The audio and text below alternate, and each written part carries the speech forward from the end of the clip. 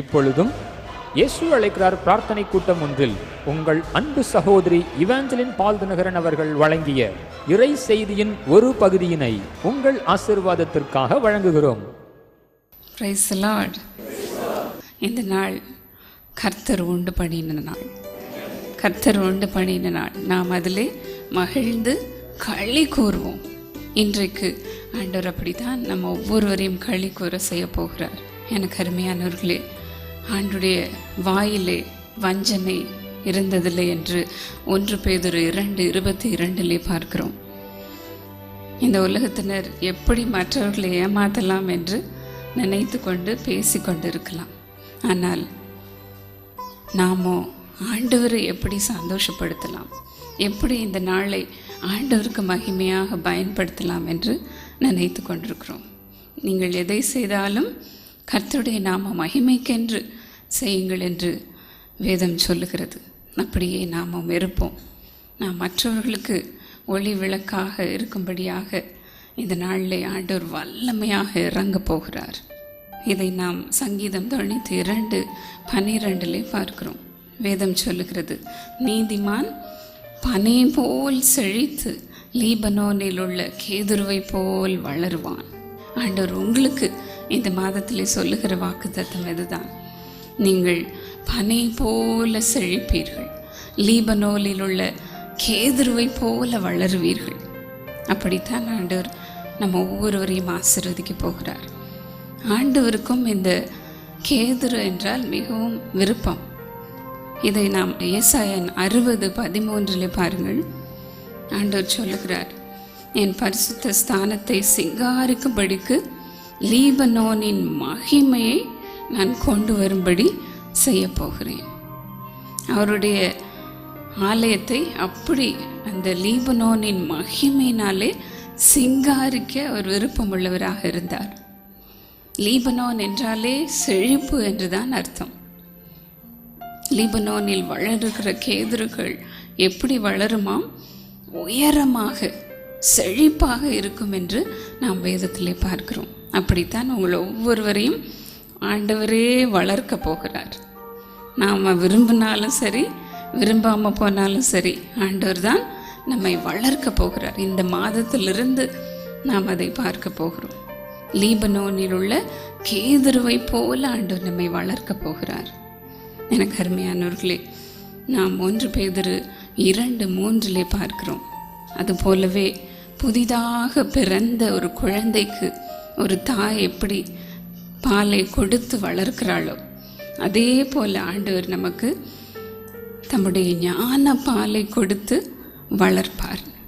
ஞான பாலை ஊற்றி ஊற்றி ஊற்றி வளர்க்க போகிறார். ஒரு தாய்க்கு பிள்ளையை வளர்க்க சொல்லி கொடுக்க வேண்டுமா? பிள்ளையை தானே அன்போடு நேசித்து எப்படி வளர்க்கிறார்கள் இல்லையா?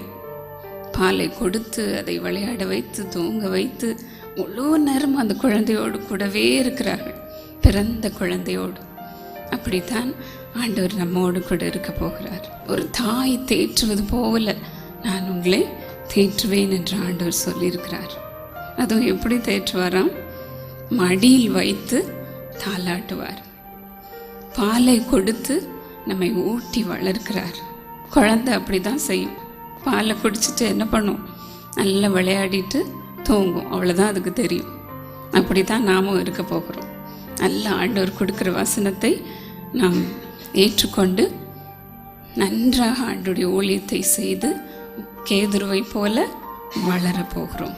எனக்கு அருமையானவர்களே, சங்கீதம் 119:131 சங்கீதக்காரன் அப்படித்தான் சொல்லுகிறான். அவன் கற்பனைகளுக்கு ஏங்குகிறபடினாலே அவன் வாயை எப்படி திறக்கிறான்னா என்று திறக்கிறான். அப்படி நாம் ஆண்டவருக்காக ஏங்கி நிற்கும் பொழுது, வாஞ்சியாக இருக்கும் பொழுது, ஆண்டவர் அதிகாலையிலேயே நமக்கு சகாயம் பண்ணுகிறார். சங்கீதம் 46:5 அதை நாம் பார்க்கிறோம். நாம் அதிகாலையில் எழும்பி நம்ம வாயை ஒவ்வொரு நாளும் திறந்து வைக்கும் பொழுது ஆண்டவர் அதிகாலையில் அவரும் வந்து காத்திருந்து என்ன செய்கிறார்? ஞான பாலை ஊற்றி விடுகிறார். நல்லா குடிச்சிட்டு போ, நல்லா குடிச்சிட்டு வேலை செய்ய போ என்று ஊற்றுகிறார். அவருடைய நாமத்தில் தான் நமக்கு சகாயம் இருக்கிறது. ஒவ்வொன்றையும் காலையிலே எழுந்து சொல்லுங்க. அப்படித்தான் சங்கீதக்காரன் சொல்கிறான் பாருங்க, 119 147 அதிகாலையிலே எழுந்து நான் சத்தம் விடுவேன். காலையிலே எழுந்திரிச்சு நான் சத்தம் போட்டு ஆண்டவரத்தில் எல்லாத்தையும் நான் சொல்லிடுவேன். வசனத்துக்காக நான் காத்திருப்பேன் என்று சொல்லுகிறான். எனக்கு அருமையானவர்களே, இன்னும் வரப்போகிற நாட்கள் மிகவும் பெரிய மகிமையான நாட்களாக நமக்கு இருக்க போகிறது. அதற்காக நம்மையே நாம் ஆயத்தப்படுத்தி கொள்வோம். இது வரைக்கும் சாதாரண நிலைமையில் இருந்தது போதும். இனிமே நாம் ஆண்டவரால் வளர்க்கப்படும்படியாக நம்மை ஆயத்தப்படுத்தி கொள்வோம். எப்படி ஆண்டவர் நம்மை ஆசீர்வதிக்கிறாராம்? எபேசியர் 4:11 பாருங்கள். இயேசுவானவர் எப்படி இருக்கிறாராம்? நிறைவான பாத்திரமாக, பூரண புருஷராக இருக்கிறார். அதுபோலவே ஆண்டவர் நம்ம என்ன செய்கிறார்? பூரண புருஷராக இருக்கும் வரைக்கும், பூரண ஸ்திரீகளாக இருக்கும் வரைக்கும் ஆண்டவர் நம்மை வளர்க்கிறார். அவருடைய வளர்ச்சியின் அளவுக்கு தக்கதாக நம்மையும் பூரணப்படுத்துகிறார். அதோடு கூட எந்த ஆசீர்வாதத்தையும் கொடுக்கிறார்? நம்மையும் பூரணர்களாக, பூரண புருஷர்களாகவே மாற்றி விடுகிறார். பூரண நன்மையை தருவேன்னா தந்துட்டு அப்படியே விட்டு விடுகிறவர் அல்ல. அவர் ஆசீர்வதித்தால் அந்த ஆசீர்வாதம் பூரணமாக இருக்கிறது. உங்கள் குமாரரும் உங்கள் குமாரத்திகளும் கடைசி நாட்களிலே தீர்க்க தரிசனம் சொல்வார்கள் என்றெல்லாம் ஆண்டவர் எவ்வளோ அருமையான வாக்குத்தத்தங்களை கொடுத்திருக்கிறார். அப்படித்தான் தீர்க்க தரிசனம் உரைக்கிறவர்களாக, மற்றவர்களை பரிசுத்தப்படுத்துகிறவர்களாக நம்மை மாற்றப் போகிறார். நாம் ஏசாயா 49:18 பாருங்கள். ஆண்டவர் நம்மை பூரண புருஷர்களாக ஆசீர்வதிக்கும் பொழுது நம்ம சுற்றி திரும்பி பார்க்க போகிறோம். பார்க்கும்போது நமக்கு என்ன நடக்கிறது? எல்லாரும், எல்லா ஜனங்களும், சகல ஜாதியான ஜனங்களும் என்ன செய்கிறாங்க? நம்மிடத்தில் வருகிறார்கள். அவர்களை நாம் எப்படி அணிந்து கொள்ள போகிறோம்? ஒரு மணமகள் தன்னுடைய ஆபரணங்களினாலே தன்னை அலங்கரித்து கொள்வது போல அவர்களை அணிந்து கொள்கிறோம். இப்படித்தான் ஆண்டவர் நம்மை ஆசீர்வதிப்பார். நம் பூர்ண புருஷர்களாக மாறும் பொழுது இந்த ஆசீர்வாதங்கள் எல்லாம் நம்மை தேடி வருகிறது. மகிமையின் மாதமாக இந்த மாதம் இருக்க போகிறது. பூரண புருஷர்களாக அவர் வளருகிற வளர்ச்சியின் அளவுக்கு தக்கதாக அவர் நம்மை வளர்க்க போகிறார். வரும் நாட்களே அது நடக்கும் பொழுது நீங்கள் ஆண்டவர் சொன்ன வார்த்தையை நினைவு கூறுவீர்கள். ஆண்டவர் நம்மை ஆசீர்வதிக்கும் பொழுது நாம் எப்படியாக ஆசீர்வதிக்கப்படுகிறோமா? அவருடைய பரிபூரணத்தினாலே நாம் கிருபையின் மேல் கிருபை பெறுகிறோம். வரும் நாட்களே அப்படி தான் நடக்க போகுது. கிருபையின் மேல் கிருபையை, மகிமையின் மேல் மகிமையை நம் மீது ஊற்றிக்கொண்டே இருப்பார். இதை நீங்கள் கண்கூடாக பார்க்க போகிறீர்கள். எனக்கு அருமையானவர்களே, இந்த நாள் காலை வேளையிலே நாங்கள் ஜெபம் பண்ணி கொண்டிருந்த பொழுது ஆண்டவர் இந்த வார்த்தையை தான் சொன்னார். கேதுருவை போல வளருவீர்கள்.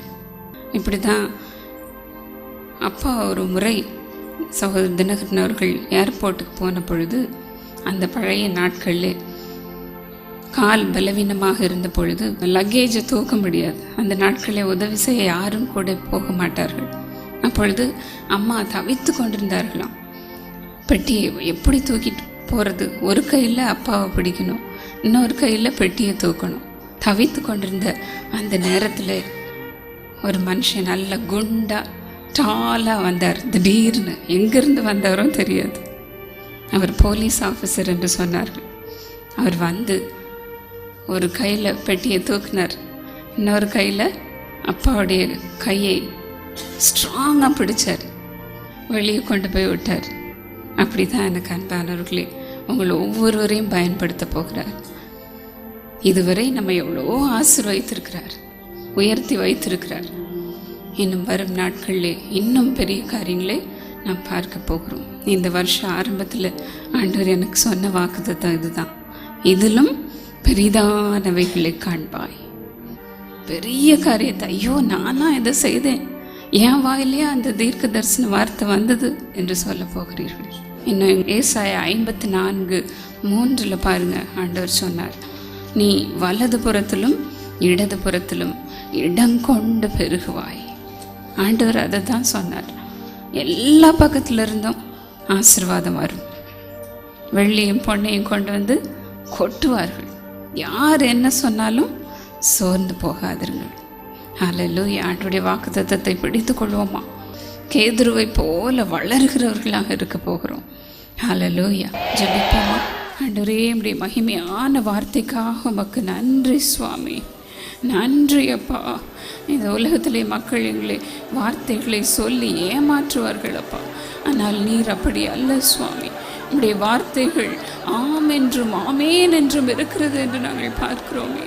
வாக்கு தத்தம் பண்ணினவர் உண்மையுள்ளவர் என்று நாங்கள் பார்க்கிறோமே. ஆண்டவரே, அப்படியே நீர் செய்வதற்காக உமக்கு ஸ்தோத்திரம் அப்பா. ஸ்தோத்திரம் சுவாமி. அனைவர் வாயை திறந்து ஆண்டவரே, நீர் சொன்ன அத்தனை வார்த்தைகளையும் அத்தனை வாக்கு தத்தத்தையும் எனக்கென்று நான் எடுத்துக்கொள்கிறேன், உமக்கு ஸ்தோத்திரம் என்று சொல்லுவோமா? இந்த நிகழ்ச்சி டிவி மூலமாக பார்க்கிறவங்கள் ஒவ்வொருவரையும் அப்படியே ஆண்டவர் ஆசீர்வதிக்கும்படியாக நான் ஜெபிக்கிறேன். எங்கிருந்தாலும் சரி ஆண்டவர் சமீபத்திற்கு மாத்திரமல்ல தூரத்திற்கும் தேவனாக இருக்கிறார். இந்த இயேசு அழைக்கிறார். ஊழியத்தில் பங்கு கொள்ளுகிற நீங்கள் ஒவ்வொருவரும் பாக்கியவான்கள், பாக்கியவதிகள். ஆண்டவரே, நான் உடைய வசனத்துக்காக ஏங்குகிறேன், உடைய கற்பனைகளுக்காக ஏங்குகிறேன். என் வாயை ஆவென்று திறந்து வைத்திருக்கிறேன் என்று சங்கீதக்காரன் சொன்னது போல நாங்களும் என்று வாயை திறக்கிறோம் அப்பா, திறக்கிறோம் சுவாமி.